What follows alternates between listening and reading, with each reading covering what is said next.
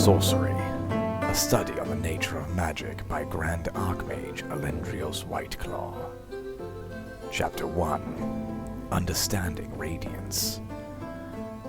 As with all studies, one must first understand the foundational basics to build upon an idea further.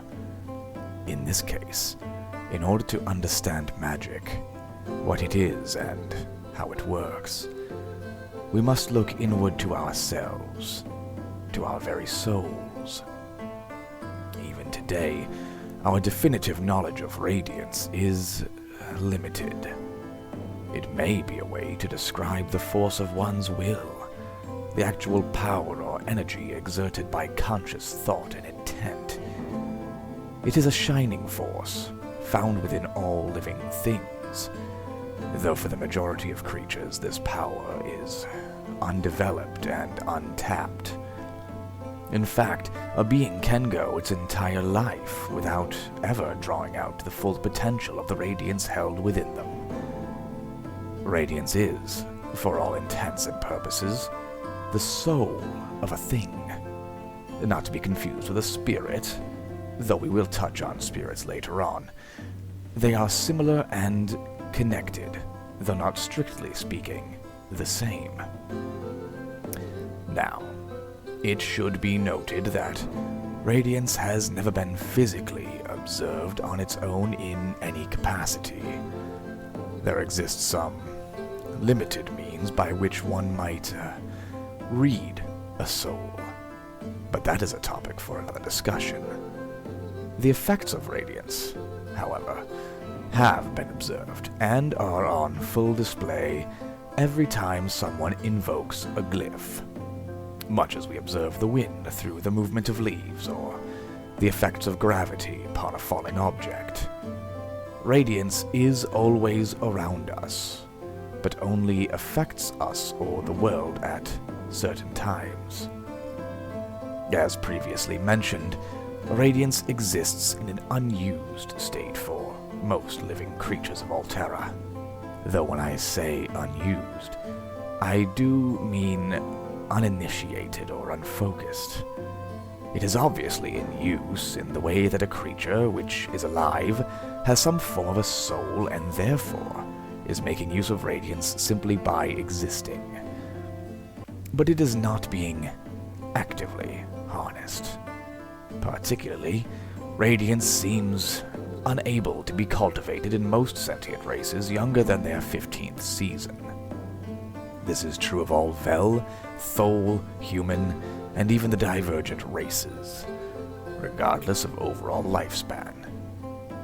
Theory suggests that the flow of lifeblood in a being throughout their 15 seasons somehow cultivates and nurtures their radiance, to the point it may be developed through and for intentional use. Those who tap into their radiance and learn to build upon it rise above the common folk and are considered to have heroic souls, even should their aims be less than noble. But we'll touch back upon heroic souls later on. The existence of this unseen internal force had of course been long considered fact despite concrete evidence. But since the emergence of glyphs circa 1652, and the ensuing discovery and understanding of the ritual of attunement shortly thereafter, it has all but been proven in the eyes of many scholars across multiple scopes. The means to improve and enhance one's radiance, however, seem to be as old as time itself: hardship. It has been well documented that those who endure more trials, who succeed or who fail but nevertheless continue to try, those who reject the comfort and complacency of life and instead seek out the answers to her mysteries, tend to have the strongest radiance. The harder to document part of this equation, however, seems to be the state of mind or the affirmation of the individual to see themselves as more. It seems a crucial factor, be it conscious or subconscious, is for one to possess radiance to, on some level, understand their desire to progress themselves beyond what they are or have been. Once this dedication has been made, it does not appear to be able to be undone, and the path forward for this individual becomes one far more adventurous and quite less common. This does make Radiance something akin to a muscle, which you would improve through resistance and breaking of limitations. Not all souls progress at the same rate, and not all souls follow similar paths throughout their journey, but that is simply called life. Chapter 2. What is mana?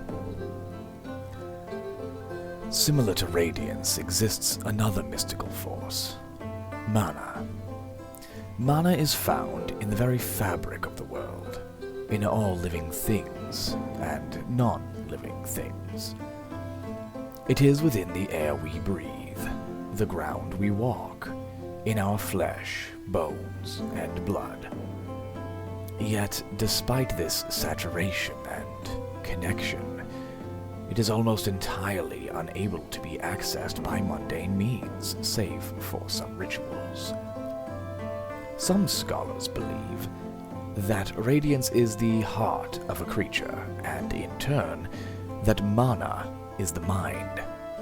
It is through the combination of these two forces that spells and spell-like abilities, primarily through glyphs, may be produced. But perhaps I am getting ahead of myself. Historically, the term mana has been understood as a broad concept for the mystical forces of the world. Even historians are unsure when the term was first coined, but mana has been known about well before the advent of glyphs.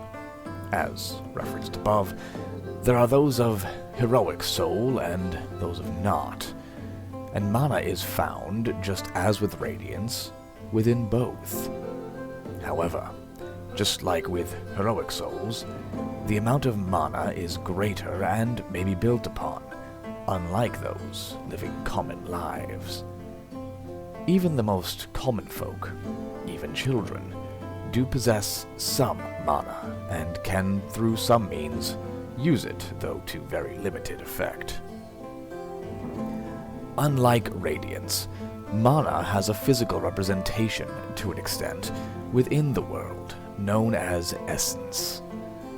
Generally found in its crude form, which is a somewhat viscous, deep blue liquid with what appears to be glittering dust swirling through it, even when nothing is exerting motion to it. This essence comes in 4 levels of purity, the aforementioned crude being the deepest blue and lowest. Refined essence is noticeably lighter blue and, more refined. Fortified essence is light sky blue, and is the second most pure form of essence, right behind the aptly named pure essence. Pure essence is white with no traces of blue left within it. How is this liquid a representation of mana? Well, essence is the raw, condensed form of mana pooled together, usually found in or near areas of magical relevance or along ley lines. This brings up a perfect transition into what a ley line is. A ley line is essentially like a vein within your body, found within the world itself, but instead of circulating blood, a ley line facilitates the flow of mana. There are a great many ley lines throughout Alterra, some large and some small. It is theorized this continual circulation of mana throughout the world keeps the seasons in motions, the plants vibrant among their cycles, the magma flowing, and many other natural phenomena.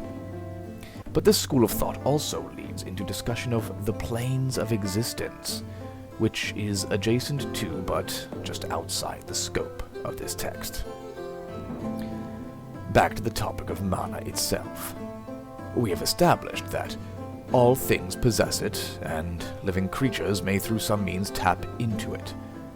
But what happens once it becomes expended? Thankfully, mana naturally regenerates within living creatures, albeit slowly, while the body is at rest. The rate at which beings may restore their mana does seem to vary, but, for the most part, a period of 30 minutes or so appears to be the average. Some races, however, do seem to have an edge in this regard, namely, satyrs, dryads, and the Myronvel. Not all of them, but there have been those observed to restore their mana quicker than others, even of their own race. Through various means, some satyrs appear to find themselves more refreshed when engaged in revelry. Some dryads seem to have the ability to almost spiritually connect to a living tree within nature and absorb mana into themselves from the plant. Similarly, the Myronvel regenerate their mana more rapidly when meditating within nature as well. Once learned to be harnessed, all beings have a simultaneously limitless and limited capacity for magic. But how is this possible? How can both things be true at once? Well, it is limitless in the fact that it is always regenerating and able to be improved upon, but limited in that the amount of mana a creature may expend at once is only as vast as the amount of mana they have within them at any given time. Even if the reserve of mana a creature has may be expended upon to a theoretically infinite degree, the amount of mana they actually possess is not infinite. The next question becomes, once someone can make use of their mana for a spell, such as through a glyph, how do they do so? Well, this is where incantations come in. Now, invoking a glyph is an entire study in and of itself, and I will avoid getting too far into the topic in this text. But invoking a spell glyph in particular generally requires a predetermined incantation, a set of words specific to the aspect and rank of the spell being invoked, or casted. This requires an investment of mana, as well as the radiance focused by intent of will on behalf of the caster. Of course, mana is expended, but radiance is not. Think of the incantations like the wood being built for a fire, the radiance being the spark, the ignition that gives that wood, the incantations, purpose, and the mana being the fuel for the fire, much as the oxygen, which allows that spark to become a roaring flame. This isn't a perfect analogy, but it is as close as you might be able to achieve to explain the metaphysical process of casting a spell. It should be noted that simply knowing what it feels like to invoke a spell glyph and knowing the proper incantation, having the mana required to produce the effect and such, are not sufficient to produce a spell. The individual still requires the appropriate glyph attuned to their soul to focus this spark of their radiance to allow the spell to take form. This will bring us nicely into the following topic. Chapter 3. What is a glyph? The final question pertaining to the basics of magic, defining what exactly a glyph is. By now, many of you reading this text will know that what a glyph is. A small, round disc made of a special crystal, infused with essence, etched with a set of runes which dictate many functions of the object, including its core effect. The study of glyphs is only a couple of decades old at the time of this volume, and while much is known, still more is being discovered. For the sake of the scope of this book, however, we will give a cursory view of the types of glyphs which exist and how they factor into magic and spellcasting, as I've already touched upon in the previous chapter. A fair question would be, what is magic anyway? The short definition is any produced effect of a metaphysical nature which can but is not required to include a physical nature, but always involves the investment of mana to some degree. Glyphs factor into this by being the only way, save again for a small handful of exceptions, that one may produce a metaphysical effect which can be but is not required to include a physical effect, and involves the investment of mana to some degree. Namely, glyphs allow for the production of magic. Now, as mentioned, there are some magics which do not require glyphs, such as the ability to revive spirits for followers of the light or void, the ability for skilled essence weavers to invest their own mana into various crafts in lieu of essence, or other more specific capabilities of evokers or faithful to bend the supernatural and metaphysical to their will. These are, however, limited in their application. Of note, though, are wands and arcane staves. The races of Alterra learned to focus the raw power of mana into a vessel long ago, using essence to create wands which can release limited charges of magical energy. Similarly are the arcane staves, which only recently, relatively, came into prominence due to the knowledge of using them through, again, a glyph. Still, while these examples are instances of glyphless magic or even glyphless spellcasting to some degree, it should not be thought magic is entirely possible without glyphs for almost every creature of Alterra. Back to the topic at hand. What is a glyph? More so, what can a glyph do? Glyphs come in 5 varieties: offensive, defensive, utility, proficiency, and modifier. The name should indicate what each function does. Offensive glyphs grant offensive capabilities. Defensive glyphs grant defensive ones. Next, the glyph type, which is more pertinent to the discussion. There are 3 types of glyph: skill, spell, and body. A skill glyph generally involves the use of focus, which I will touch on in a later chapter, but for now think of it as the sibling of mana, where mana is the mystical and focus is the physical. Spell glyphs almost always involve mana and therefore produce what would be considered magic. And finally, body glyphs usually affect the attuned individual, their self some way, their physical form. Like, for example, glyph of mana granting additional mana to the person in question so long as that glyph remains attuned. The last major factors I will touch upon in this chapter pertaining to glyphs as far as magic are the aspects, or rather, the aspect of a glyph and the ranks. This will be talked about more in depth in a later chapter, but there are 7 aspects, 4 natural and 3 supernatural. Earth, wind, water, and fire are the natural aspects, and light, void, and arcane, also sometimes called adaptive, are the supernatural aspects. Some glyphs will have a rune on them, indicating the aspect of the ability held within it. The aspect of a glyph, in this case a spell glyph, is as intrinsically connected as the effect of the spell itself. You can never, for instance, invoke and cast a fire-aspected spell glyph and produce an effect which involves the aspect of earth. The exception to this, if you can call it that, are adaptive glyphs, but again, that is for a later discussion.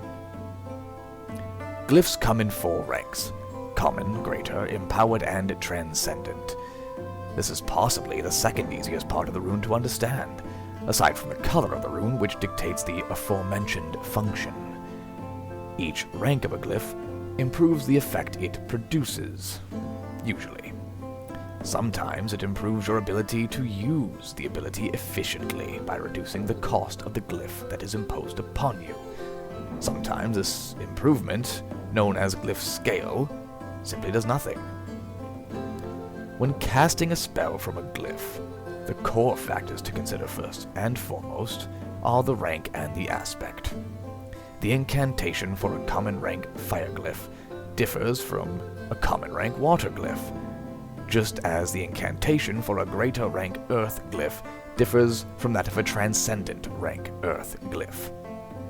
Fumbling, or taking too long of a pause, or even moving or being struck whilst reciting these incantations will impede your ability to channel the needed mana with the Spark of Radiance whilst building your spell, and result in the magic fizzling. Fear not, however, as you will not actually lose mana when this happens. Simply time. And maybe your life, if you're careless. Chapter 4. Magic, the Aspects, and the Schools. We've covered the concept and role of Radiance, the existence and purpose of mana, and scratched the surface of glyphs enough to understand the part they all play in the lead-up to the question that was defined in the previous chapter. What is magic? For sake of ease and reference, I'll restate the definition of the term here. Any produced effect of a metaphysical nature, which can, but is not required to, include a physical nature, but always involves the investment of mana to some degree. Magic is the metaphysical given form, or at least given feel. Magic is the product of the sum total concepts outlined above. Magic is wondrous and dangerous, exhilarating and terrifying. Magic allows us as living beings to elevate beyond the mundane means of life and engage in acts most fantastical. Though perhaps redundant and circular in definition to say, magic is magical. With the fundamental building blocks involved in producing magic outlined, and the definition set and reiterated, we can move on to the more broad scope of what magic is, what it comprises, and how it is used and studied. To start, let us look at the diagram of the spheres of magic, which also shows the domains, schools, and subschools of magic. If you can see, we have two large triangles which stand out first, each encompassing one sphere and school, two subschools, and touching into the arcane. We have the 7 aspects mentioned previously, the 4 natural, which are sometimes referred to as the elements or the core elements, fire, earth, water, and air, and the 3 natural aspects, light, void, and arcane. Each sphere has its own associated school of magic, shown overlapping with the central arcane sphere, except for arcane itself, which will be touched on shortly, as well as a subschool shown where the spheres overlap one another on their sides. Starting with the domains of magic, the 2 largest triangles are the domain of vitality and the domain of necromancy. The former encompasses the sphere of light, the school of restoration, and the subschools of purification and regeneration, all of which being directly associated with life. The latter includes the sphere of void, the school of abjuration, and the subschools of undeath and spirits, which are very much associated with death.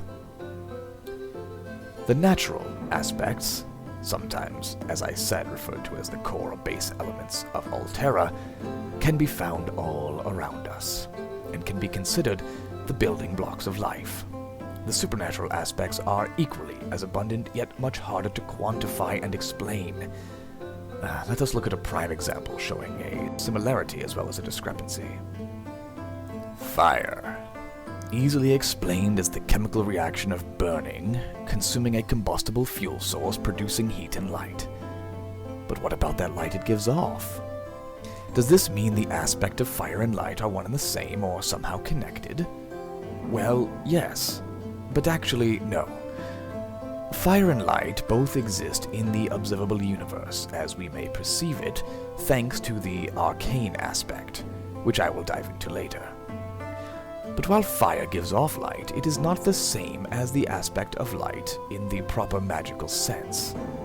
Yet, that light it gives off is an observable property of the aspect of light, but it is not defined as the supernatural aspect as such. In fact, as shown in the diagram of the spheres of magic, we can see that the sphere, or aspect of light, is in the upper half of the diagram, whilst the sphere or aspect of fire resides on the lower half. But it is not specifically opposing it. The opposing sphere for light is void, which makes a simple logical sense, but that'll be explained later on. So what makes fire, fire? What makes the fire on our torch the aspect of fire? The heat, the light, the chemical burning reaction consuming fuel, all of these things together make it fire. When you cast a fire spell, you will most often produce an effect that can meet these criteria. Your spell will produce heat, light, and be able to destroy and/or consume something to continue to burn. If you were to try to create fire without one of these three factors, you simply would not succeed. Fire, by its nature, cannot be cold. The very act of consuming a fuel source via its reaction produces the heat that we feel, and that same reaction and heat is what gives off the associated light. When using the aspect of fire, you either meet all three requirements, or you don't have fire. But what then makes light light? Well, obviously the aspect of light represents light, as in illumination, which allows the visible spectrum to be perceived and disperses shadows, whilst casting them from objects in the path of that light. But also, light represents warmth.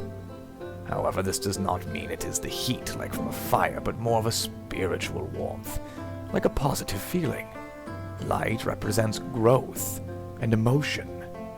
Light fills an area with shining radiance, perhaps even with hope. Light guides the way when the way may be unclear, both physically and philosophically. It should be considered as well that our souls are said to be formed of radiance, and this word also pertains to shining light.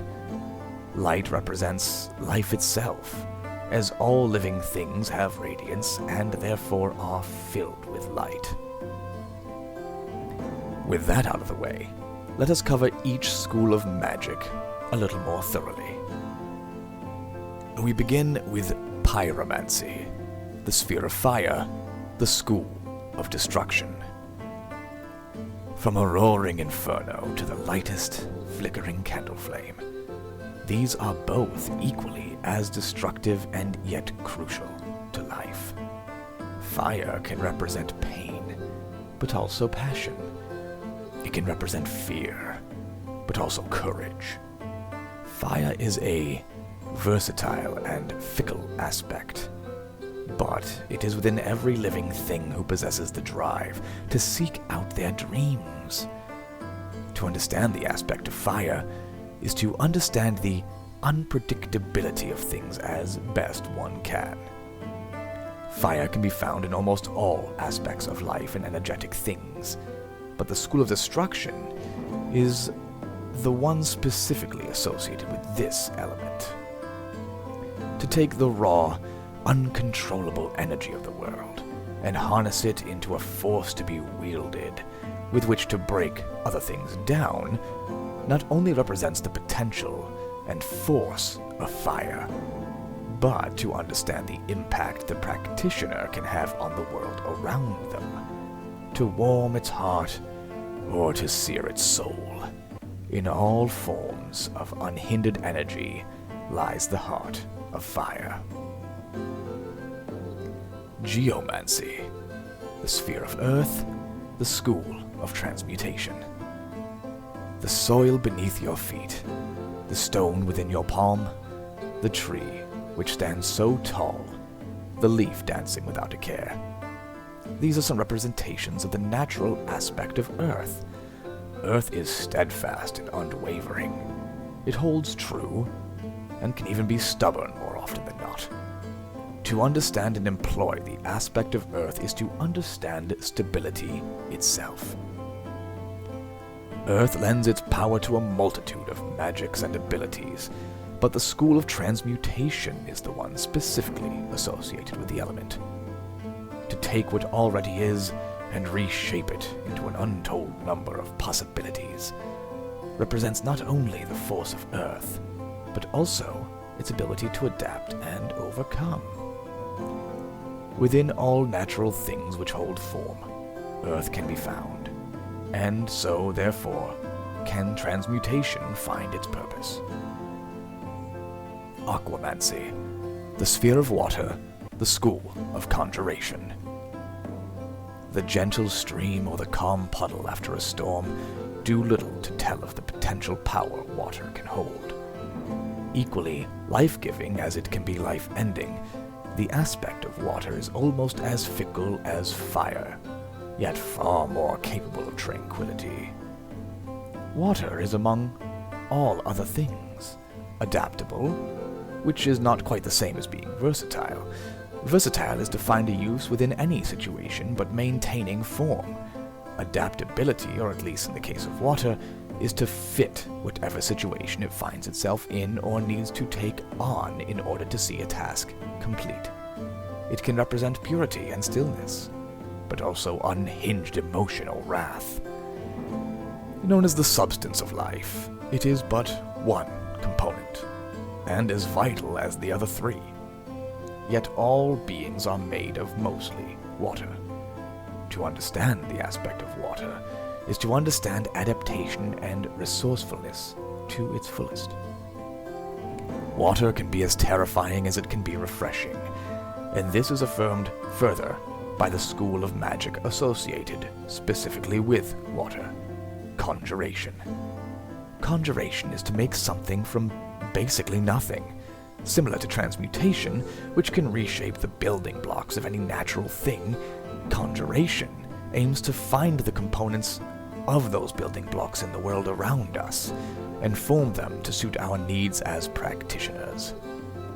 Much of life is said to have crawled out of the nothing that was the primordial soup. So is the idea of conjuration: to conjure that with which to aid it or hinder. It is simply up to the will of the caster.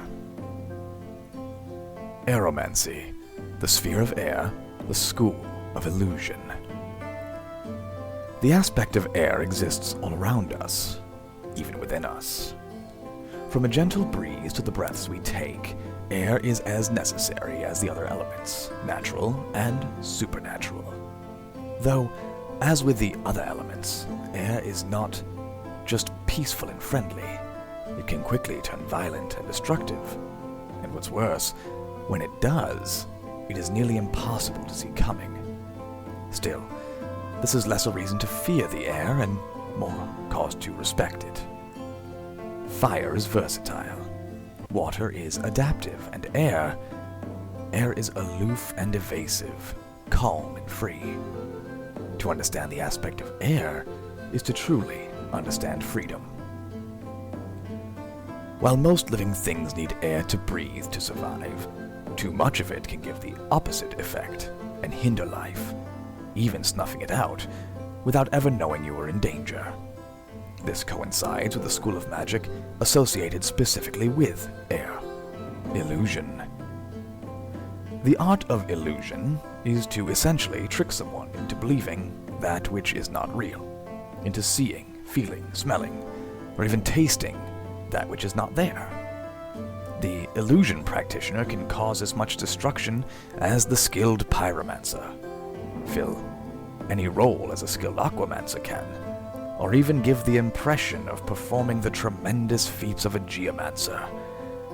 Yet these are simply works of the mind's eye, like a clever little lie, just as air deceives us into believing it's harmless. Illumancy, the sphere of light, the school of restoration.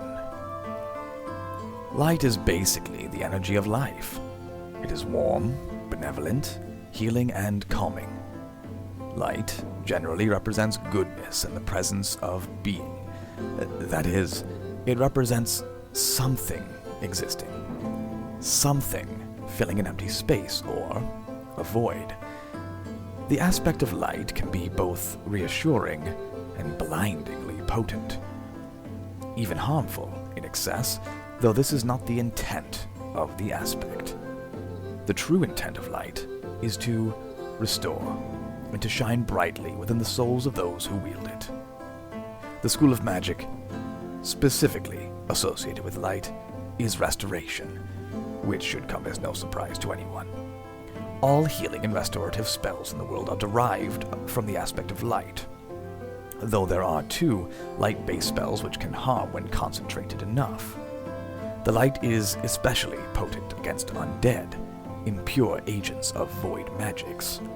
However, while the aspect may have an association with positivity and healing, it should not be conflated with good, necessarily. The aspect of light can be just as destructive and oppressive as any other in the hands of one who would wield it for such. There is, after all, no such thing as good or evil when it comes to magic. In Anomancy, the Sphere of Void, the School of Abjuration.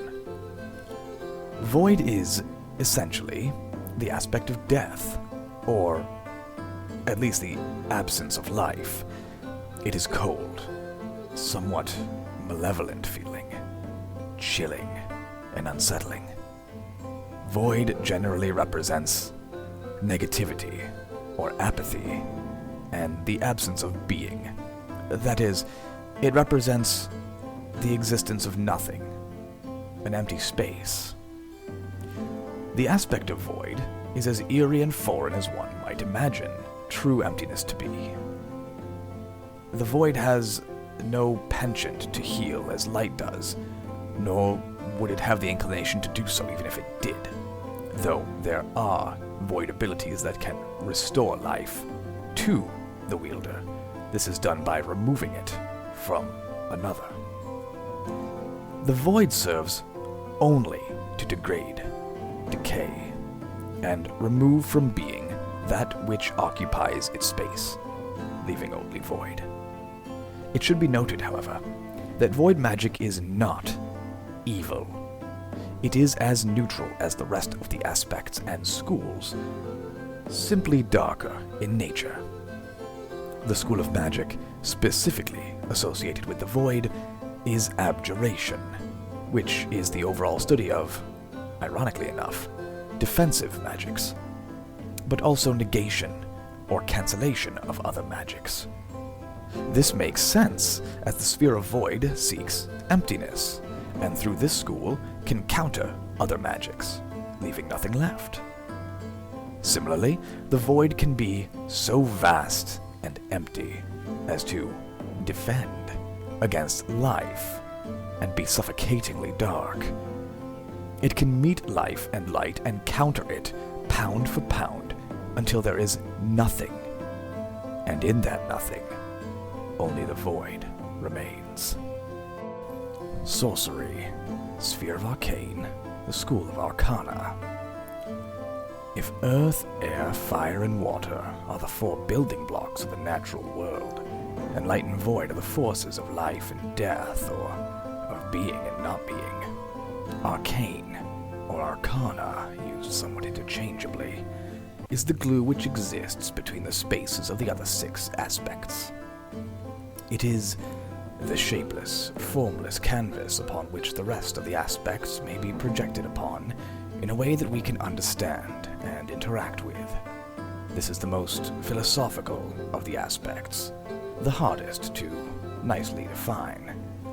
It both can simply be put as the force behind mana, but also is not. So allow me to do my best to explain. If you were somehow able to remove arcane from the world as we know it, the other 6 aspects would still exist, and would have their functions. However, their ability to manifest and our ability to interact with, let alone harness them, would be vastly diminished. Some theorize borderline impossible. So does this mean the other 6 aspects are all just shades of the arcane sphere? Well, the answer to that is both yes and no, and they're equally accurate in this scenario. Looking again at the aspect of fire, when you ignite a torch, you are not evoking anything arcane. The fire is present, the light and the heat it gives off, the chemical reaction, consuming whatever fuel sources are involved, of course. But this isn't magic, as it has been explained. The fire is a manifestation of the aspect of fire, but it exists on its own, independent from the arcane sphere. Now, if you were to use a fire cantrip, which is a minor magical ability, to ignite this torch, you would be employing the arcane. But the fire that persists would not in and of itself be of a magical nature. The difference being, the fire was sparked and created using the power of the arcane in a magical way, as opposed to the physical, natural way creating a spark with, say, flint and steel. Using the above example, we see that without the arcane, the ability to manifest that fire is limited to our physical means, whereas with the arcane it can be created from nothing but intent and mana, well, assuming that you have a fire-aspected spell glyph attuned, in this case. Looking at an even greater example, we have the casting of the Scorch spell. This is a more minor fire-aspected spell being produced by the glyph of Scorch. It allows the caster to invoke a modest gout of flame from their hand, which coalesces into a small fireball to impact a target. This cannot be truly replicated without the use of arcane energies. You may be able to take a flammable substance and launch it, setting it aflame using some form of ignition. But this is not the same, nor is it as straightforward as casting the spell itself. The spell bypasses the need for material, the means to launch it, or a way to ignite it. The material is the arcane, in so much as it is the manifestation of magic in the form of fire, or the mana being used as the vessel for the spell itself. The source of combustion, again, is the radiance being channeled through the spell, given fire aspect by the aspect of the glyph. Almost as if the aspect of the glyph is the color of the lens through which your radiance shines, projecting onto the mana which is being shaped into the form of the spell being invoked and produced. The shape of that mana which carries the spell, of course, being formed by the incantations you recite whilst invoking the spell glyph. Without the power of the arcane, even with Radiance and the glyph itself, the projection and intent of the aforementioned spell would have nowhere to land, and therefore no shape to take in the physical world. It would be akin to shining a light aimed at a surface that doesn't exist, therefore is nowhere to be seen. The existence of the arcane is theorized to be the bond that smooths out the joining of the other 6 aspects, as mentioned previously. The idea being that, say you arrive at a river. You see the water flowing in a direction through a channel in the earth. Without the arcane, perhaps you'd see the same thing, but the water and earth may not be touching or interacting with one another as seamlessly. Again, there is nothing definitively magic about the river. The water does not need the arcane for it to project upon, nor does the earth below cease to be in its absence. But these two natural aspects are different. You may find traces of earth in water, in the form of minerals, which may also be a function of the arcane, allowing that seamless merging of the two. But if the arcane did not exist, perhaps the world would be just that much more, jarring. That much more segregated in terms of interaction and perception of the other 6 aspects. This is, and I must stress, still a theory, given that we have no way to test a place devoid of arcane explicitly. But from what we know of mana, magic, the arcane, the aspects, and the world around us, this does make the most sense. There is a bit more that can be said on the philosophy of the arcane, but I've summed the core tenets up well enough to allow us to move on to the next topic in regards to the schools of magic, the sub-schools of magic. Regeneration, light and earth. The sub-school of magic known as regeneration is found where the spheres of light and earth meet, taking the principles of restoration and transmutation hand in hand. Regeneration, of course, focuses in particular on the art of healing physical injuries, such as mending a bone, or wounds, or restoring lost flesh or blood.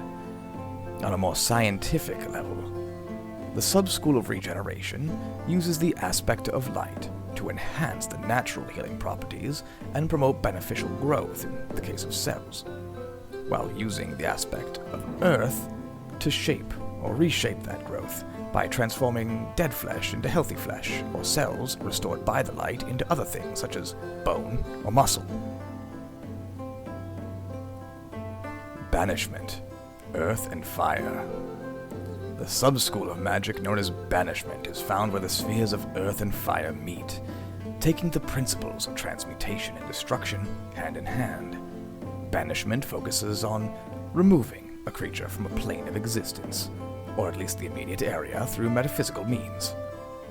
On a more scientific level, the sub-school of banishment uses the aspect of earth to target the physical being of the target being banished, their actual form, down to the cellular level even, and transmuting them into something more uniform and magical in nature. This change is generally exceedingly brief and happens quite quickly. Then, using the aspect of fire to destroy the connection to the area or plane they are currently on. This does not kill the target. They are not being transmuted into wood and then set aflame entirely.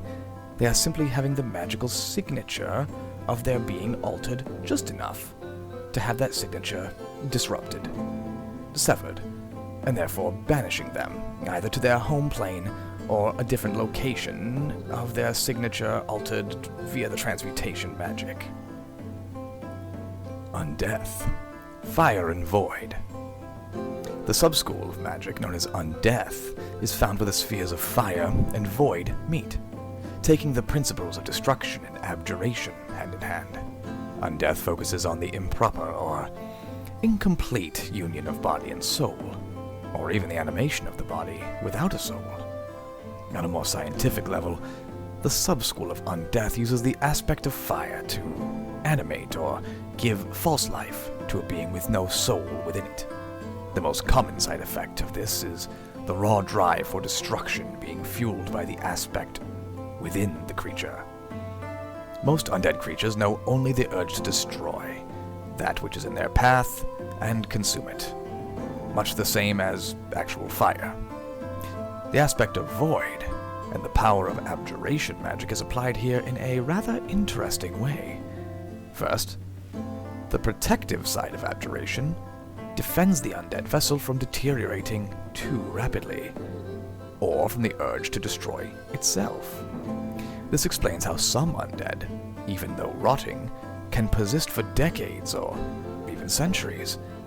Second, the negation or nullification side of abjuration facilitates a nullification of regeneration, reoccupation of a soul, and fortifies the physical form through void magic itself. This allows the undead to become incredibly resistant to most forms of damage, though it renders them particularly susceptible to the aspect of light, taking severe damage from even healing spells. Spirit, void and air. The sub-school of magic known as spirit is found where the spheres of void and air meet, taking the principles of abjuration and illusion hand in hand. Spirit focuses on bringing formless, incorporeal souls into a form that can be seen and in some ways interacted with. Though sharing some similarities, the sub-school of spirit and undeath are decidedly different. One is body without soul. One is soul without body. Both are fueled by the void. On a more scientific level, the sub-school of spirit uses the aspect of void to maintain a semblance of a connection between the life and death. As with undeath, abjuration's two sides come into play in a similar but different way for spirits. Firstly, the protective side helps defend against dispersion, or loss of self for the soul, whilst also protecting against the call or act of passing on to the soul's final judgment. The second part, nullification side of abjuration, negates the need a soul may have to occupy a physical form in order to take shape. Normally, a soul without a body is in a state of dispersion and cannot be seen, felt, or interacted with in any way. The aspect of air uses the power of illusion to compose said form upon which the soul may adhere. Almost in a similar way, the arcane gives a foundation for manifesting magics. Do the power of illusion give a vessel of sorts for the disembodied soul? Summoning. Air and water. The subschool of magic known as summoning is found where the spheres of air and water meet, taking the principles of illusion and conjuration hand in hand. Summoning focuses on calling forth a being from one location or a plane of existence to a desired point, usually within close proximity to the caster.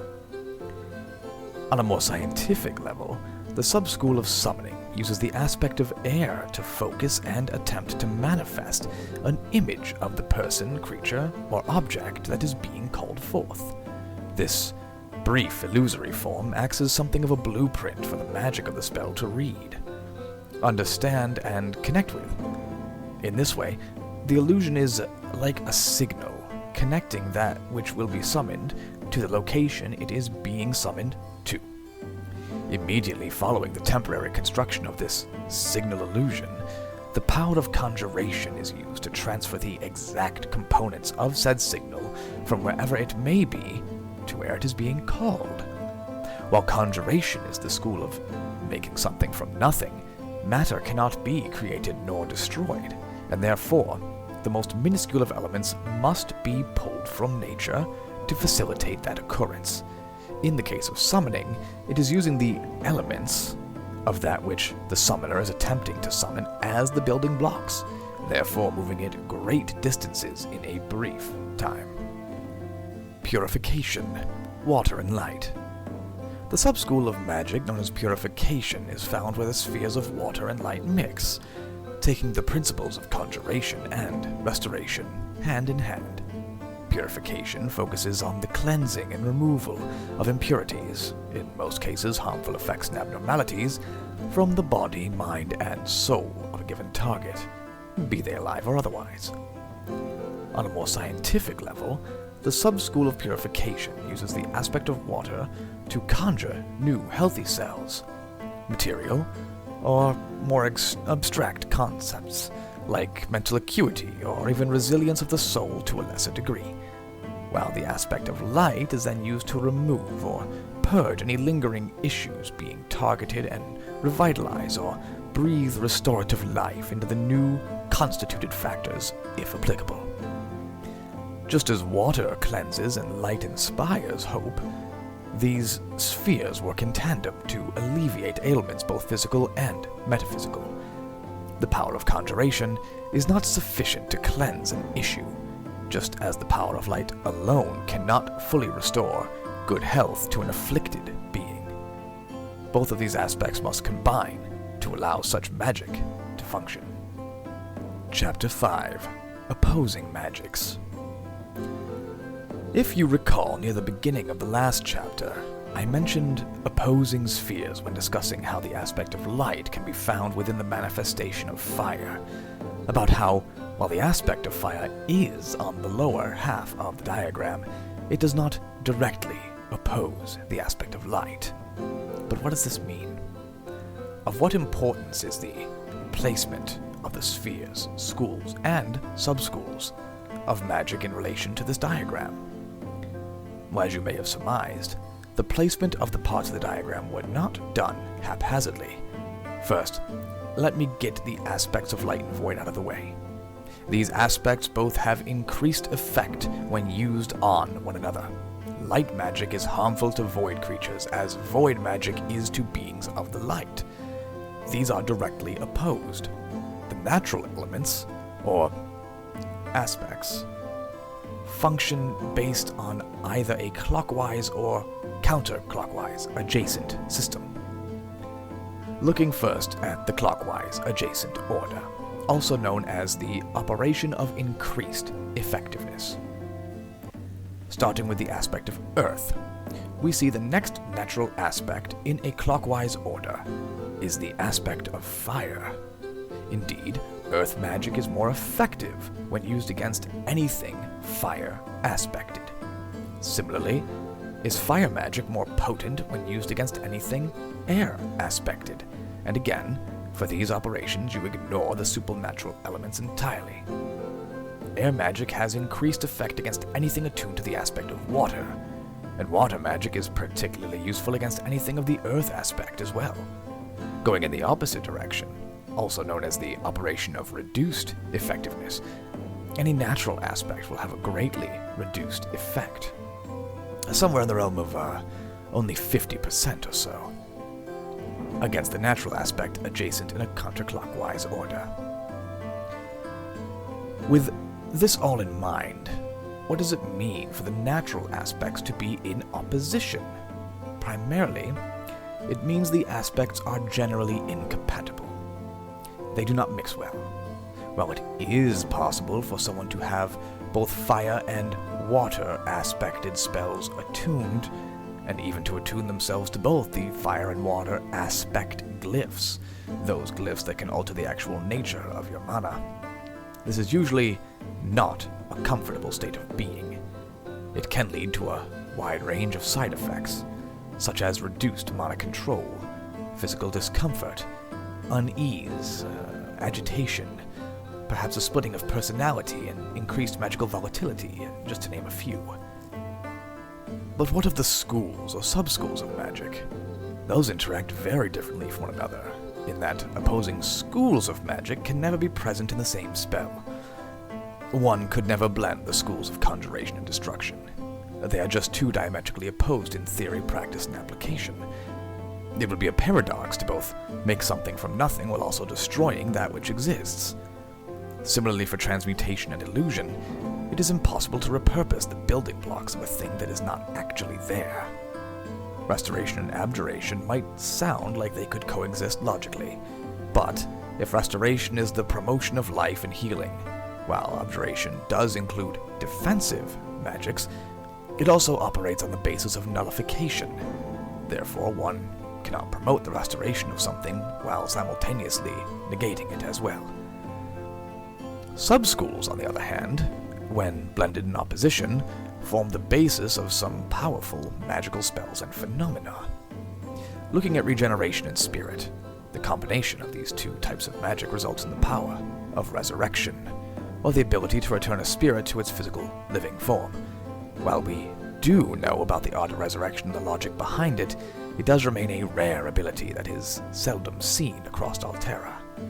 I will touch on resurrection a bit more later. Next, the sub-schools of banishment and summoning, whilst appearing in all manners to be polar opposites, actually allow the creation of teleportation and portal magics. The idea and implementation are shockingly simple. Looking at the descriptions of the involved sub-schools above, you're just applying them to yourself in the form of teleportation, simultaneously banishing and summoning yourself from one location to another. Portals follow the same logic, but instead of targeting an individual, the magic is centered upon a location in the world through which those who enter it will be banished and summoned to a different predetermined destination. The third and final combination is undeath and purification, which gives us soul binding. Now, this may appear an unlikely result based on the sub-schools involved, but allow me to elaborate. Undeath, as described above, is the imperfect union of body and soul. Purification is the art of removing impurities and facilitating proper health and growth, or structure, of a given target. Using the theories of undeath, the powers of void and fire to establish a spiritual connection and bind life force itself, along with that of purification, to refine and stabilize a target, alive or otherwise, we end up with the means to both bind an object's magical wavelength to the soul of a living creature. Or the more sinister inverse, binding a creature's soul into an object. These two acts may seem interchangeably similar, but are magnitudes apart when concerning intent. result, and repercussion. This also has the unfortunate honor of being the means through which intelligent undead might be created. Chapter 6: Heroic Souls and Resurrection. As mentioned in Chapter 1, there is a difference between the heroic soul and the non, between the commoner and the adventurer. Some of these differences are definitely identifiable, while others are less apparent. First and foremost, what makes a soul heroic? This answer is both complex and mundane. Intent. As stated previously, all living creatures possess radiance, and at least in the case of the mortal races, that radiance does not seem to be able to be strengthened or improved upon until at least their 15th season of life. But what would separate a 15-year-old commoner from a 15-year-old adventurer? Their intent to do so. Some never decide on taking up the intent to become an adventurer. Some do later in life, and others as earliest as their 15th name day. Simply resolving oneself to a life of adventure and adversity, hardship and improvement appears to be all that is required to push a soul over the edge from a common one to a heroic. This choice is not made lightly, however, as if by some divine providence, the universe and the very radiance within us knows if we are sincere in our intent or not, and once chosen, it may not be undone. Beyond this, a heroic soul has some identifiable traits a common one does not.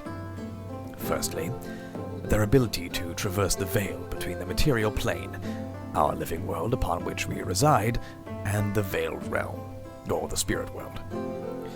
To the best understanding of scholars, heroic souls may take this journey no less than twice, meaning they possess 3 chances at life itself.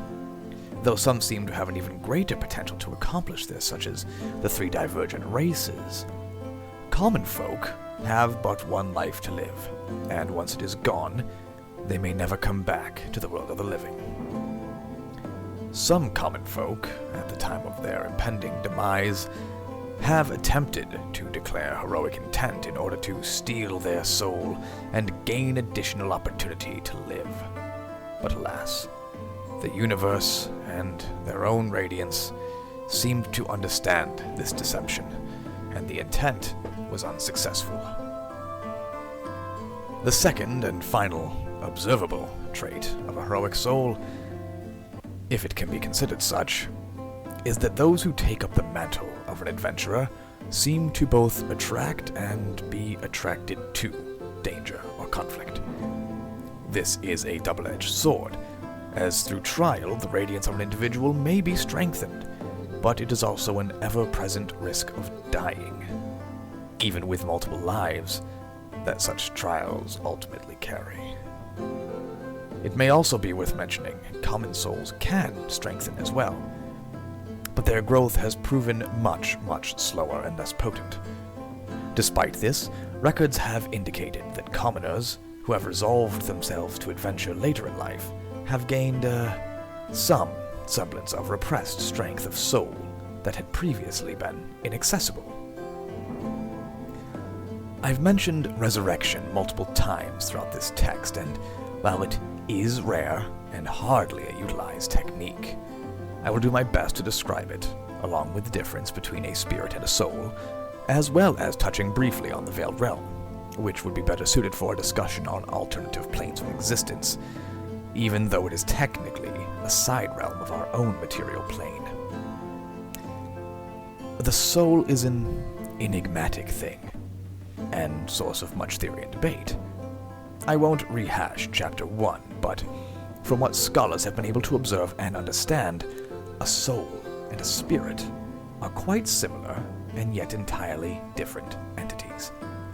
A soul is synonymous with our radiance, the light which shines within all living things. It is also often said our spirit is what makes us alive, that upon death, the spirit leaves the body. But a spirit should be more accurately considered to be the physical manifestation of lingering radiance and self, more so than the actual embodiment of radiance as a whole. The spirits exist in a separate realm from our own, which is like a reflection of our world, known as the Veiled Realm, or the realm beyond the veil. The veil being the thin veneer of reality which separates the living from the dead. This realm exists around us at all times, though we, and they, the spirits and other denizens of that realm, would almost never know it. Those with the ability to pierce that veil, or anyone who maintains contact with a soul well, would be able to view any spirits nearby, as would said spirits be able to perceive those living conduits as well. Spirits do sometimes manifest in the world of the living, visibly or invisibly, and can sometimes affect the physical world. There is some evidence to support that regret and lingering powerful emotions, such as vengeance or love, may allow a spirit to manifest or to be perceived more easily, but this is still a field of ongoing study. Either way, a spirit takes on the appearance of the living form the soul once inhabited, but may appear as if only a projection of ebbing light through shifting smoke. The image is hard to describe, as is the means through which a soul coalesces into a spirit upon death, but the phenomenon is very much real. For those with the ability to perform resurrection, the task is often a taxing one, requiring a fair bit of time, dedication, resource devotion both of body and mind, and a sort of understanding of the spirit attempting to be revived. The practice can vary from practitioner to practitioner. Equally so, can the experience of being resurrected vary for any given spirit. One interesting factor of note, however, is that no spirit seems to be able to recall the final half minute or so leading up to their passing, some forgetting even more the longer they have lingered within the Veiled Realm. Chapter 7. The Soul Well, Artifacts, and Alternative Casting. For the final chapter of this text, I'd like to touch a little bit on the profound and enigmatic structures seen across the lands of Alterra, soul wells, as well as the existence of rare artifacts and alternative means of utilizing magic. A soul well generally appears to be a tapered stone pillar, roughly just below waist height, topped with a shallow basin. These often have runes carved into them in one way or another, usually down the four corners of the pillar. Now, soul wells are somewhat rare, and appear to be located along the aforementioned ley lines of the world. They have existed as long as history has been recorded, and are crucial to the ritual art of attunement and unattunement, the means by which individuals apply or remove glyphs from their very souls. Attunement is the only way glyphs may be invoked without extreme risk of harm both to the user and the glyph itself. Soul wells also, as mentioned in a previous chapter, possess the ability to allow anyone making physical contact with one to perceive in the Veiled Realm, and any spirits or otherwise that may be in the immediate vicinity. This property is still not completely understood, but is speculated to have something to do with the ley lines that are connected to, as well as the ability to affect a soul, as per the rituals outlined above. Soul wells appear incredibly resistant to deterioration and damage. Though they have been successfully destroyed, the resulting event could only be described as catastrophic. It is highly advised no one attempt to damage or destroy a soul well for any reason. There exist also objects of wondrous power, some the likes of which defy scholarly explanation. These artifacts, as they are deemed, can vary in power and scope, but they do share some common properties. For one, an artifact seems all but impervious to destruction, save for the most impressive of magics. Secondly, all artifacts require a resonance of radiance to function, which means they must be soulbound to a living being in order to function. This is of course accomplished via the ritual of the bound soul, and must be unbound before another may take and make use of a bound artifact. Also of note, most being souls have only shown to be capable of resonating with up to 2 objects at once, be they artifact or otherwise. This practice of soul binding does also prevent the object from being stolen or taken unwillingly too far from the wielder. 5 feet or so seems to be the range at which these self-imposed teleportation magics function. Taking a step down from such things as artifacts are what many adventurers have taken to calling casting armaments or supplementary armaments. These include the wand, arcane stave, tome, holy symbol, and instruments of various kinds. Starting with the wand, and arcane stave, as they are 2 sides of the same coin. Long before the advent of glyphs in infusion, essence weavers existed in a far more limited capacity, focusing primarily on refinement of essence and imbuing of that essence into rods made of different materials. People discovered the means to expel magical energies from themselves in small bursts, using these implements. Wands being the smaller, single-handed armament, and staves only coming into use along with the emergence of glyphs, specifically the Glyph of the Magi. The larger 2-handed arcane stave had been produced before the aforementioned glyph's discovery. However, the pull on the wielder's mana proved too great and volatile to use safely, until the means to do so were discovered within said glyph. Wands today are refined enough to have no discernible effect on the wielder's mana, whereas the arcane staves do require an expenditure of mana to be able to function. Tomes are essentially spellbooks or prayer books, grimoires, whatever you wish to call them. They all serve the same function: to allow the caster to perform their incantations more efficiently. Of course, having them written out before you and being able to read them in the moment is always going to help rather than recalling from memory. The interesting part of the tome is that simply reading the incantations on a properly constructed item seems to even allow the basest level of spells to be invoked without needing to utter a single verbal component, as if the shaping process of the structuring of a spell is accomplished mentally where it normally could not be so. In a similar vein, though not quite the same, are holy symbols.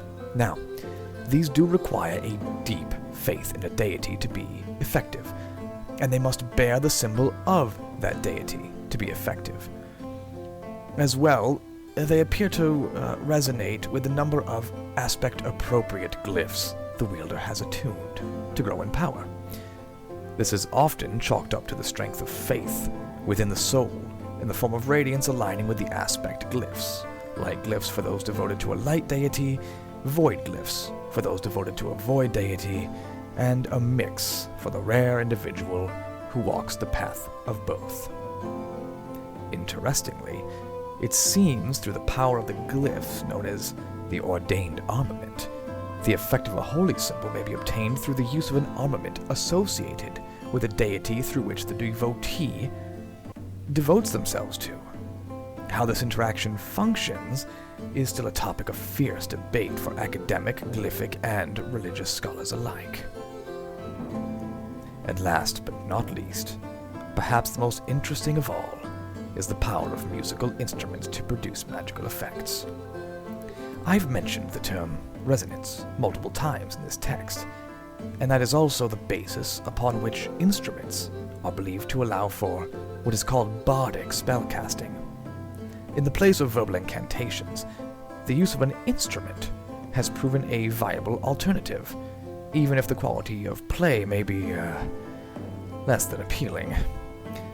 What's more, the quality of the instrument does show to have an observable effect on the spellcasting itself, though more research may be needed into this field. I hope that the words within this text have helped you to understand and grasp the nature of magic, radiance, mana, and spellcasting within Alterra, and that you will continue to seek out more knowledge and improve your understanding of these things in any way you can, much as we scholars, mages, and glyph users do the same every day. Take care.